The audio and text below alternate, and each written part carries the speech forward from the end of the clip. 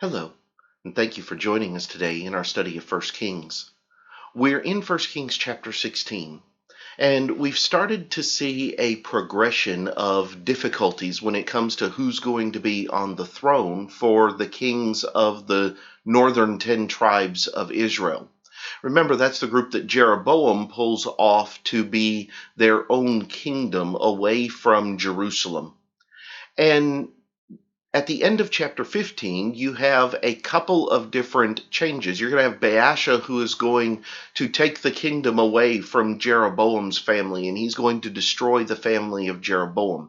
And chapter 16 is going to pick up there, and it's going to take us through a quick progression of the next several kings of Israel.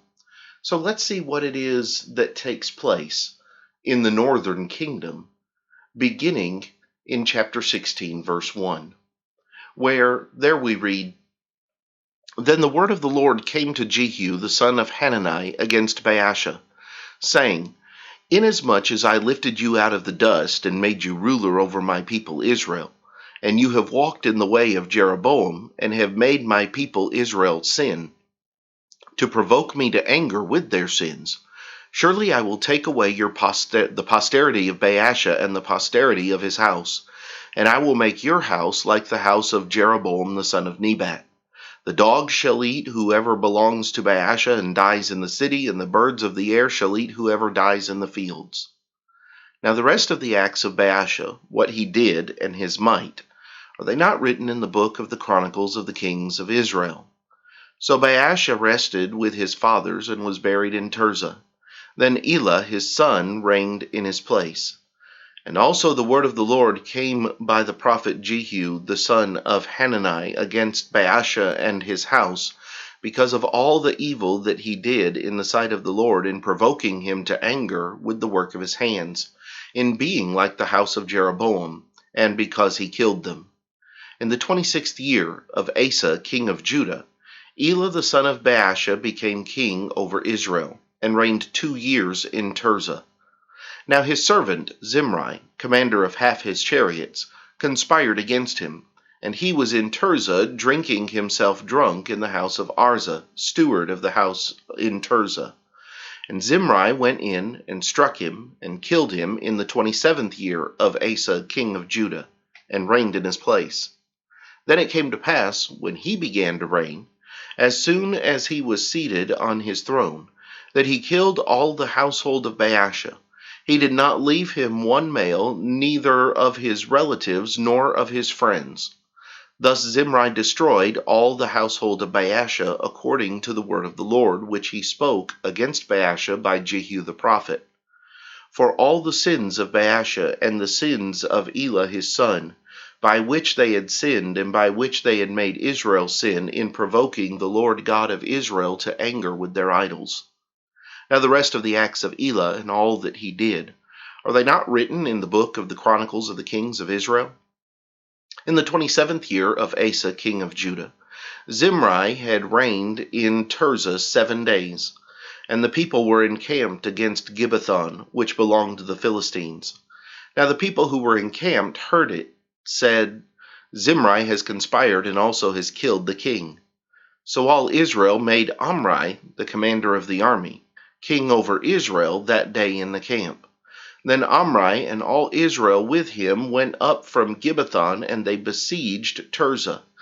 And it happened, when Zimri saw that the city was taken, that he went into the citadel of the king's house, and burned the king's house down upon himself with fire, and died, because of the sins which he had committed in doing evil in the sight of the Lord, in walking in the way of Jeroboam, and in his sin which he had committed to make Israel sin.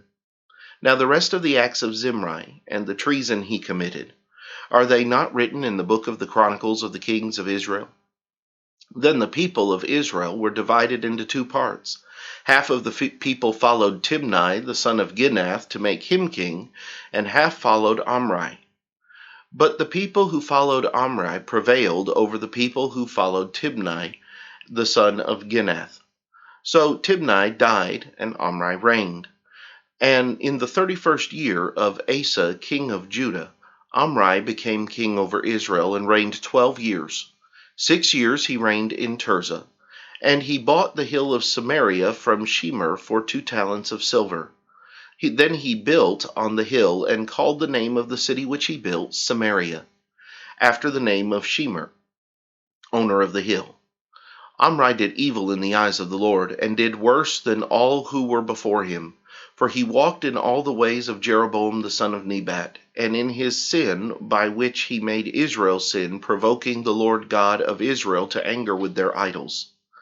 Now the rest of the acts of Omri which he did, and the might which he showed, are they not written in the book of the Chronicles of the kings of Israel? So Omri rested with his fathers, and was buried in Samaria. Then Ahab his son reigned in his place. In the 38th year of Asa king of Judah, Ahab the son of Omri became king over Israel. And Ahab the son of Omri reigned over Israel in Samaria 22 years. Now Ahab the son of Omri did evil in the sight of the Lord, more than all who were before him.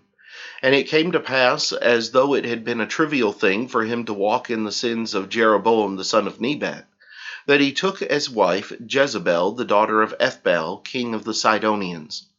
And he went and served Baal and worshipped him. Then he set up an altar for Baal in the temple of Baal, which he had built in Samaria. And Ahab made a wooden image. Ahab did more to provoke the Lord God of Israel to anger than all the kings of Israel who were before him. In his days Hiel of Bethel built Jericho. He laid its foundation with Abiram his firstborn, and with his youngest son Segub he set up its gates, according to the word of the Lord, which he had spoken through Joshua the son of Nun. Here in 1 Kings 16, we have a number of different kings that are going to sit on the throne in a very short period of time. They're all going to come during the time when Asa, as we saw in chapter 15, is reigning on the throne in Judah. So when we come back, we'll look at some of the things that we can learn from this chapter, and some of the things that help us understand just what exactly is going on at this time point in the northern kingdom of Israel.